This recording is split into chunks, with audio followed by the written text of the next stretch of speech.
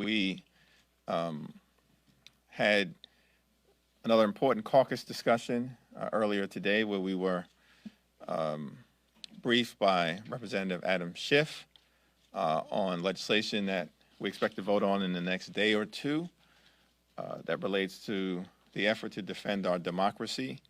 And of course, we continue to try to work to deliver real results for the American people, solve the challenges that are in front of us as we continue to do, making sure that we avoid a default on our debt, protect the full faith and credit of the United States of America, ensure that we've got a robust defense infrastructure in place to protect the safety and well-being of the American people, and continue to support President Biden's efforts to crush the virus, to make sure that we're providing real relief to the American people who have been struggling through this pandemic, and also to deliver millions of good-paying jobs to everyday Americans, cut taxes as we did with the child tax credit, and will continue to do through the Build Back Better Act, and perhaps most importantly at this moment,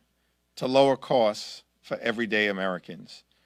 The Build Back Better Act will lower child care costs, it will lower health care costs, it will lower the cost of housing, it will lower higher education costs, and it's going to lower the high cost of life-saving prescription drugs, including but not limited to insulin. Democrats deliver for the people, making life better for working families, middle-class folks, senior citizens, low-income families, young people, veterans, the poor, the sick, the afflicted, the least, the lost, and the left behind. Democrats deliver for everyday Americans. And it would be a nice thing if we actually had partners in government willing to work with us on the challenges facing the American people. But we do not. It's not hyperbole. It's not rhetoric. It's not spin. It's what the other side is telling us. They are telling us who they are. Marjorie Taylor Greene was very clear for all of the world to hear. She said, we all need to hear this. So we're helping her out in that regard. We conservatives in the House GOP aren't the fringe. We're not the fringe. Oh, that's interesting. We actually represent the base of Republican voters, approximately 70%.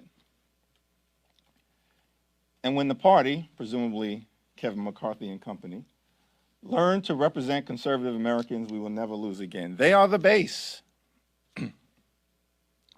Now, if we thought that Marjorie Taylor Greene was an outlier, this week we hear from Matt Gaetz. It's very clear what the American people can expect if things go the way that Matt Gaetz apparently believes they're going to go. He says, when we're going to take power after the next election, and when we do, it's not going to be the days of Paul Ryan and Trey Gowdy, two people that I can agree to disagree with on a variety of issues, but have a lot of respect for in the contest of ideas. And certainly my friend Trey Gowdy is no shrinking violet. Served with him on the Judiciary Committee. A worthy opponent, the two of them.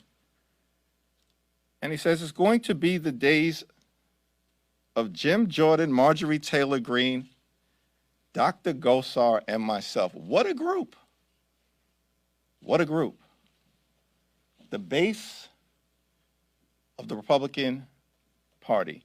Conspiracy theorists, QAnon supporters, and wannabe authoritarian sympathizers intent on destroying our democracy.